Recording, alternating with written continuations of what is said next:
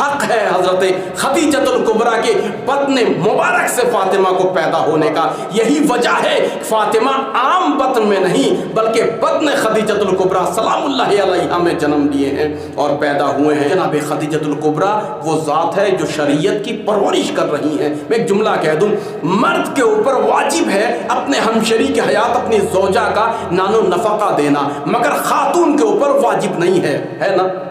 یہ الگ بات ہے. خواتین محبت کرتی ہیں، پیار کرتی ہیں اپنے خاندان سے، اپنے بچوں سے، اپنے شوہر سے، لہٰذا ان کا ہاتھ بٹانے کے لیے کوئی کام کرتی ہیں، مگر مرد کبھی بھی مجبور نہیں کر سکتا اپنی خواتین کو اسلام میں. مگر آپ تصور کیجئے گا رسول اکرم صلی اللہ علیہ وآلہ وسلم کے اوپر واجب تھا جناب خدیجۃ الکبریٰ کا نان و نفقہ دینا، مگر تاریخ نے الٹا دکھایا. آئیے تصور کیجئے، ایک جھلکی دکھاؤں. جناب خدیجۃ الکبریٰ سلام اللہ علیہا کو میسرہ نے جب بتایا کہ شام کے کارواں کی سب سے زیادہ کامیابی اس مرتبہ ہمیں حاصل ہوئی ہے تجارت میں، جو تاجر ہیں وہ اس بات کو سمجھ رہے ہیں تجارت کے رمز اور تجارت کی کامیابی ان کے لیے فیملی سے بھی زیادہ اہم ہوا کرتی ہے، کہ جب خدیجۃ الکبریٰ سلام اللہ علیہا ملکہ عرب ہیں. ملکہ عرب کا مطلب آپ سمجھ رہے ہیں، میں نے کہہ دیا اور آپ نے سن لیا، نہیں، رانی ہے. یعنی جناب خدیجۃ الکبریٰ کی اگر میں صرف اسی جملے کی توضیح کروں تو 1 گھنٹہ کم از کم مجھے چاہیے. جناب خدیجۃ الکبریٰ وہ ملکہ ہے، وہ کوئین ہے، وہ رانی ہے کہ جن کے محل کو دیکھنے کے لیے عرب ترستے تھے. عربوں نے کبھی جناب خدیجۃ الکبریٰ کے محل کے اندر بھی بہت سے لوگوں نے نہیں دیکھا تھا. ان کی دل کی تمنا تھی کہ ہم خدیجہ کے گھر کے اندر دیکھ لیں تو ہم خوش بخت ہو جائیں، ہمیں ریکارڈ مل جائے گا کہ اس نے خدیجۃ الکبریٰ کا گھر دیکھا ہے. آپ تصور کر رہے ہیں، یعنی اس زمانے میں کہ جب عرب سوسمار کھاتے تھے اور عرب جو ہے بھیڑ بکریوں کا، میں وہ جملے عرض نہیں کروں گا، رسول اکرم صلی اللہ علیہ وآلہ وسلم نے بھی کچھ جملے عرض کیے ہیں اور خطبہ نہج البلاغہ میں امیر المومنین کہا کہ تم وہ بدو عرب ہو کہ جو سنگلاخ وادیوں میں سوس مار اور مارمولہ کھاتے رہتے تھے، یعنی چھپکلیاں کھا کے زندگی گزارتے تھے. ہم نے تمہیں تہذیب سکھایا، رسول اکرم نے تمہیں ادب سکھایا وغیرہ وغیرہ. تو اس عالم میں کہ جب عرب صحرا میں مٹی پہ سویا کرتے تھے، جناب خدیجۃ الکبریٰ کے محل میں ایران کا قالین اور روم کا فانوس ہوا کرتا تھا. بہرحال پھر کبھی اس کے اوپر ہم توضیح بیان کریں گے. آپ تصور کیجئے، یعنی جناب خدیجۃ الکبریٰ، آپ اتنا ایزی مت لیجئے 40 سال میں شادی کی تو ایسے ہوں گے ویسے ہوں گے، نہیں، بہت ہی باادب کے ساتھ ساتھ خوبصورت بھی تھے اور صاف صفا رہنے والے انسان تھے، یعنی اسٹینڈرڈ تھے وہ جناب خدیجۃ الکبریٰ، یعنی شوقین بھی تھے.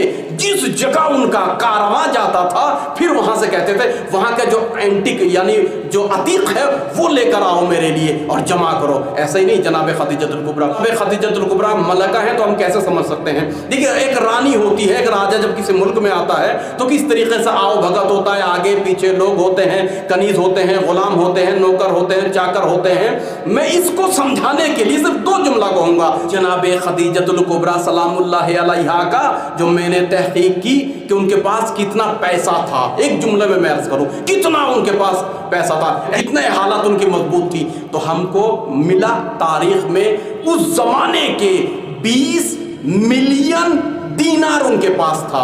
اب آپ تصور کیجئے، میرے بچوں سے عرض کر دوں جو بچے بھی بیٹھے ہوتے ہیں، دینار کا مطلب سونے کا پیسہ، وہ پرانے زمانے کا جو موٹا بھی ہوتا ہے اور بھاری. اور یہ بھی میرے دوستوں کو معلوم ہوگا سونا اور چاندی بہت ہی بھاری ہے، یعنی سونے میں سنگینی زیادہ ہوتی ہے.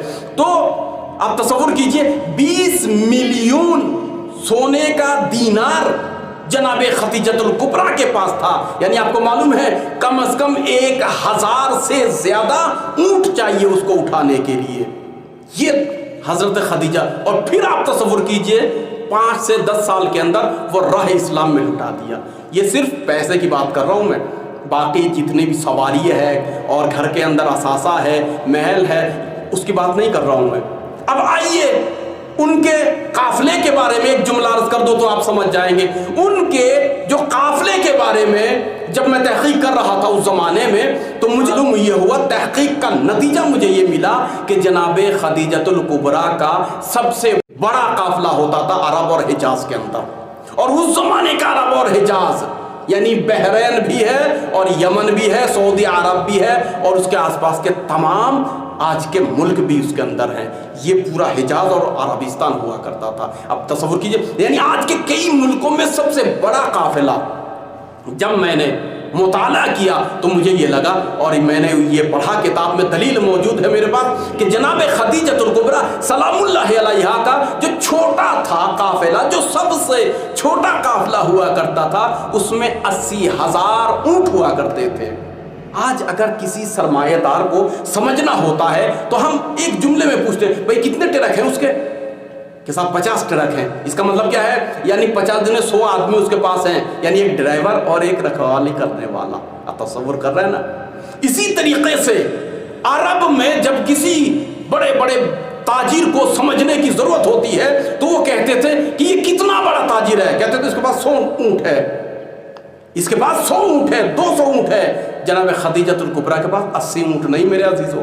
फिर मैं जुमले को अर्ज कर दूं, 80,000 ऊँटों का सबसे मिनिमम छोटा काफिला हुआ करता था। और मैं नहीं कह रहा हूँ, तारीख कह रही है, 80,000 ऊँट। और उस जमाने में ट्रक नहीं है जो खड़ा है, जो तो खड़ा है कहीं जा नहीं सकता, खिसक नहीं सकता जब तक ड्राइवर ना, नहीं, बल्कि ऊँट है। क्या मतलब? यानी ऊँट के ऊपर लाखों का माल है, उसके ऊपर कीमती सामान है, तो हर ऊँट का महार पकड़े हुए एक आदमी है।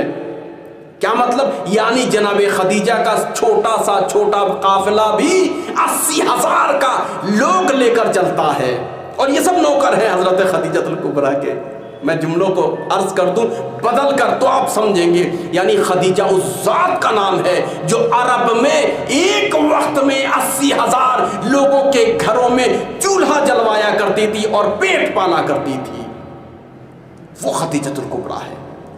यानी ये 80,000 जो ऊँट पकड़े हुए हैं, ऊँटों के महार, इनके घरों के चूल्हे जनाब खदीजतुल कुबरा के बाबरकत जल रहे हैं, उनको रिस्क मिल रहा है।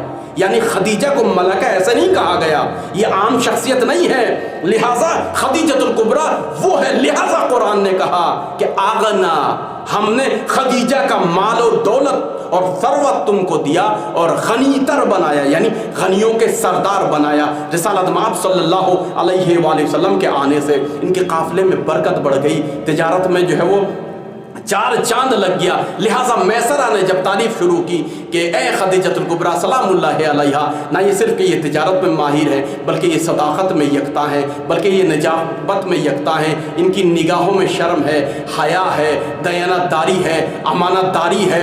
हमने ज़मीन के ऊपर ऐसा शख्स नहीं देखा। एक एक जुमला कहते थे, मैं अपने जुमलों में कह दूँ, हज़रत खदीजतुल कुबरा इश्क़ रिसालत माब में मुब्तला होते थे। यही वजह है कि 15 साल से जनाब खदीजतुल कुबरा के लिए रिश्ते आ रहे हैं, मगर इनकार करते जा रहे हैं। वो किसी दिन के इंतजार में थे, और यही वजह है, अपने चचा साहब भाई नौफल से भी उन्होंने कहा कि मुझे किसी का इंतजार है, और तुम अच्छे तरीके से जानते हो, उसकी अलामत भी तुम तलाश कर रहे हो और मैं भी तलाश कर रही हूँ।